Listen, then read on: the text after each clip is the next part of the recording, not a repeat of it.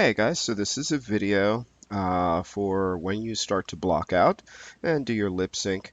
You can have a video that's open on the side, but it's really nice to have a video that's inside if you're using your video reference and you're really trying to match it up. It really just depends on what your animation is. But this one will work out pretty well. So let's say we actually have captured our video and we have this big file. And the file itself is pretty big, it's pretty large, and it's about a gig when we captured it down.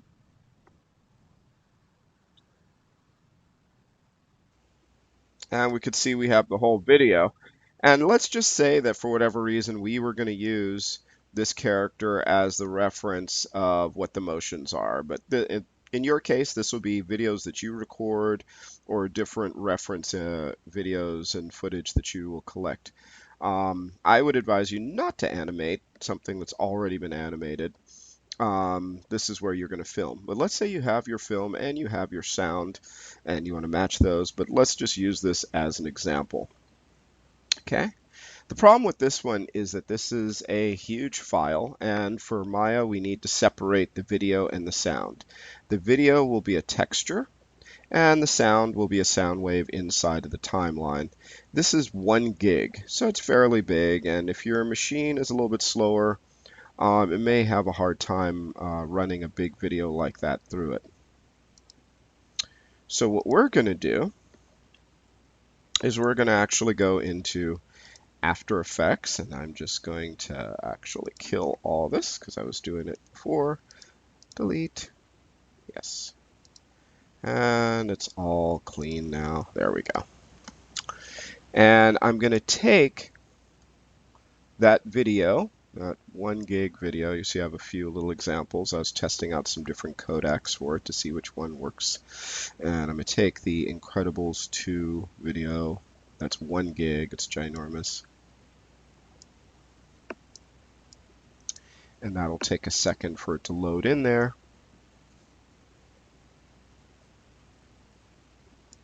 And now it's in there. So I'm inside of After Effects. Now I'm going to drag this video into my project at the bottom, or my composition. So I drag the video from the content, I put it in here, and I'm going to drag that right into here. Boom. And I can scrub, left mouse click and drag, and you can see it. It's pixely because it has to load it up. If I want to test it, I can hit the space bar. And we can see it's loading it up and playing it in there.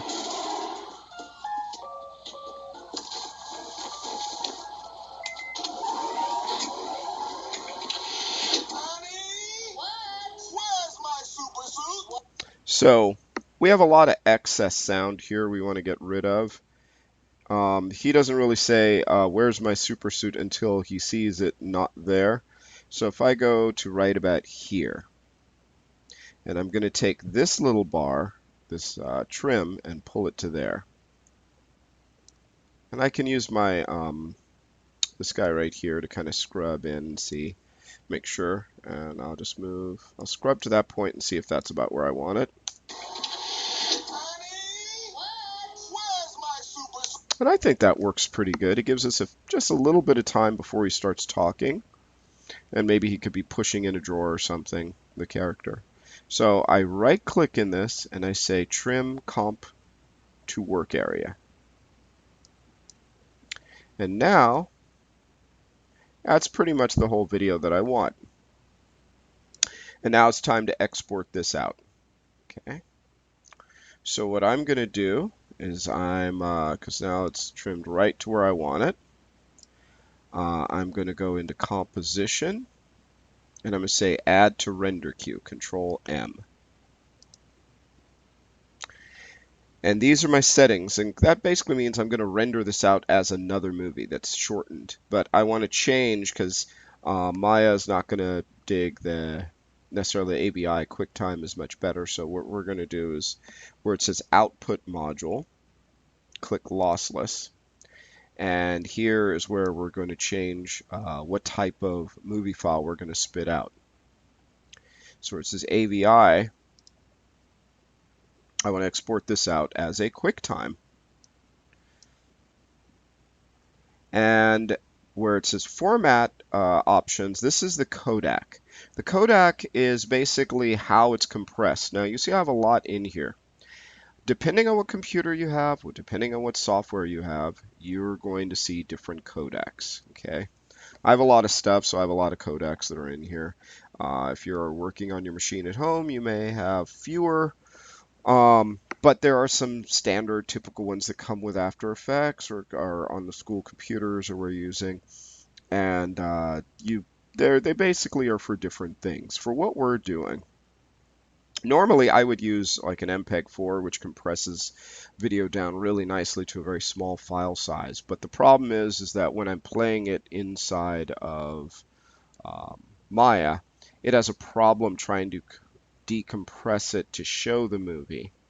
So the two I would suggest is animation or H.264. I'm choosing H.264. And the reason I'm choosing that is because the animation codec plays really well, but it also makes a pretty large file size, and I want to try and keep this file size down. So I'm going to use H.264, and I'm going to hit OK. And amazingly enough, just to keep the file size down, I'm not going to spit out audio this time. I'm going to tell it no audio output. And that'll make the movie file smaller, because I need to bring in a separate file that's going to be my sound. So this is going to be just the video with no sound. And I hit OK, and that just preps this. It hasn't made it until I hit render, but this just preps it. Now I want to do a second one of these, and I want to make sure that this little guy is going to the second one's just going to be an export of sound. But before I do that, just so we know, I'm just going to say, click on this, where it's asking, what do I want to name it? Output to. And it already knows it's a movie file. So I'm just going to go right here, and I'm going to change it. Let's just say, just so I have so many freaking names in here, I'm just going to say frozone underscore vid for video. Okay. Now I'm going to Control D to duplicate it. And now we have the second one. And the second one, I'm going to go in.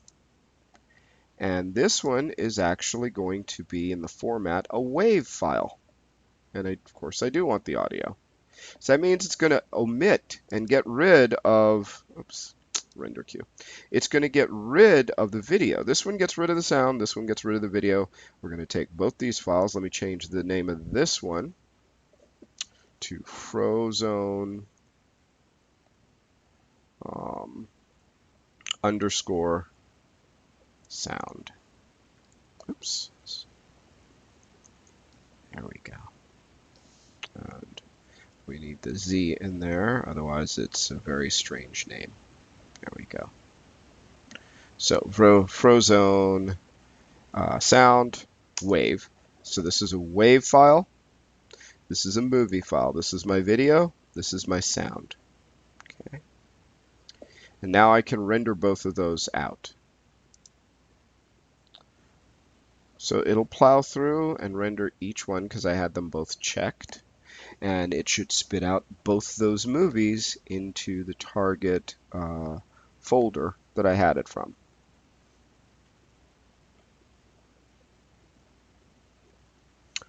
So it takes a second, and in a few seconds it'll spit out the movie.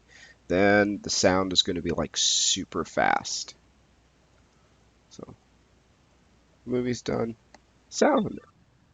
That's super fast, just like I said. So now I go back into Maya. And if we see here, the sound file is only 1 meg. The video is 70 megs, but that is way, way, way smaller than the 1 gig that it was before. And even the one that was at animation codec. So much smaller file, easier for you to transport, less time when you're saving files. So now Let's pull in those files. First, I'm going to pull in the sound. File, import, Frozone sound wave, import, and here it is.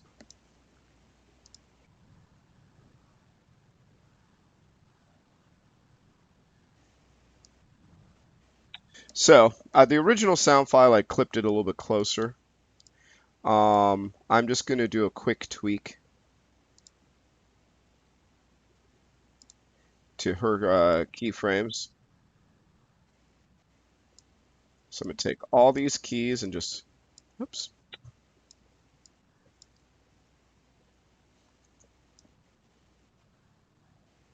There we go. There we go. That's better. I just moved those over. Shift select with the move tool, grab the left mouse button, and I can move all those keys. I turned on the Andy All so I would get all the keyframes of her body and head so I could move them all simultaneously. Now let's just see.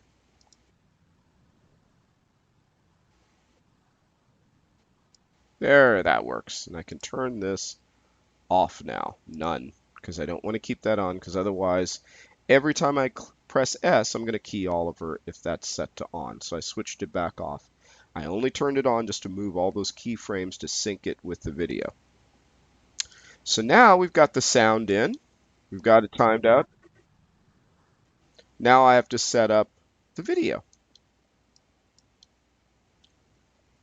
So I'm going to create a polyplane.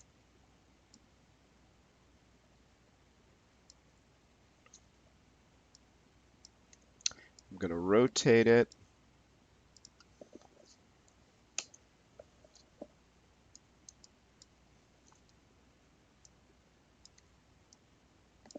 And move it back a little bit so I can see it easier. The scale is totally up to you, and we'll adjust it once the video is on there. So I created a plane, right click, assign new material.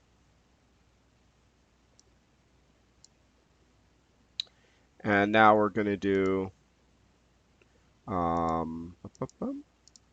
Maya Lambert. And inside of that Lambert, under color, I want to bring in that movie, that video file. But I'm not going to choose just a regular file. I'm going to go here and type in movie.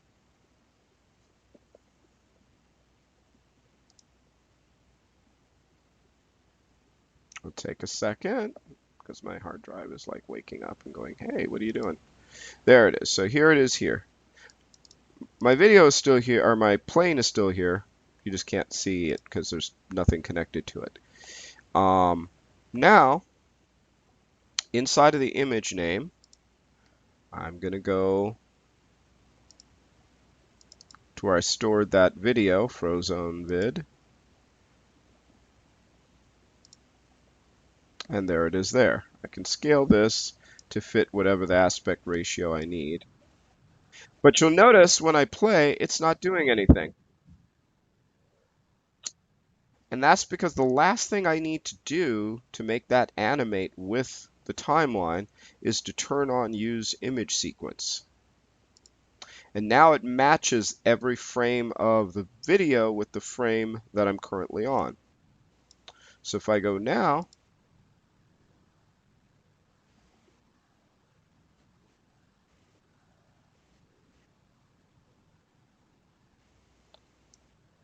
and now I can use that as a blockout. That's all I really need to do. So just a real quick recap. We went into After Effects. We brought our video into the content, just dragged it into here. Then when we had it, we dragged the video, the movie, into here, which made the composition. So that's the QuickTime, the movie we dragged in. It created a composition, which is like a group of layers, so I could have multiple layers and effects and all sorts of things.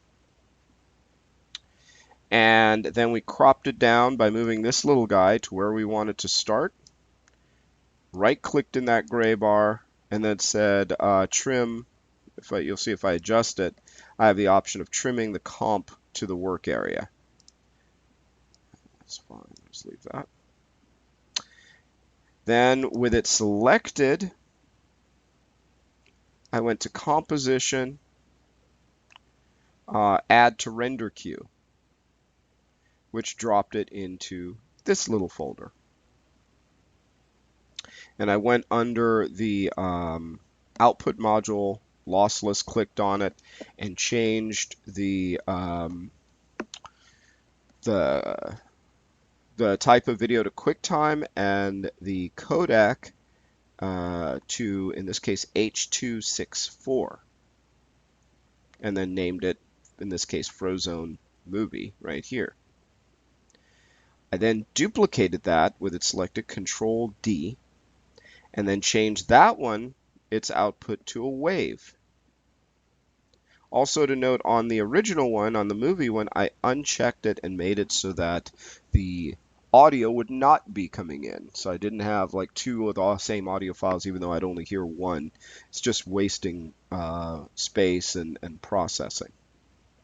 And then once I had those guys in there and I renamed this one, and they both go into the same folder, Frozone Vid, a movie file, Frozone Sound, a wave file, and I hit render. And once that render was in, I imported the wave file, which then showed up in my timeline. If you ever open up your file and you're like, hey, it turned off, I can right click, it's still in there if you saved it, and just go Frozone Sound, and there it pops it back in and turns it on. So a lot of times people keep re-importing it. When they look under sound, they'll have 20 of the same sound file. It's in there. And then I made a plane, right-clicked and assigned a new material, which I made a Lambert. Inside the color, clicked on that, typed in movie, and it gives me this movie node. And then I bring that movie in, and then checked use image sequence to make sure it animates. Let me know if you have any questions, but that's pretty much it. And this is just if you want the video to be inside of Maya while you're scrubbing through so you can have a reference. Otherwise, if you're just looking at some of the motions and it doesn't have to be synced in entirely, you can actually just have shrink Maya down so it's a little bit smaller and have the QuickTime movie next to it. But you won't be able to scrub and see if you're matching, like if you filmed yourself and got the references in. Okay, try it out.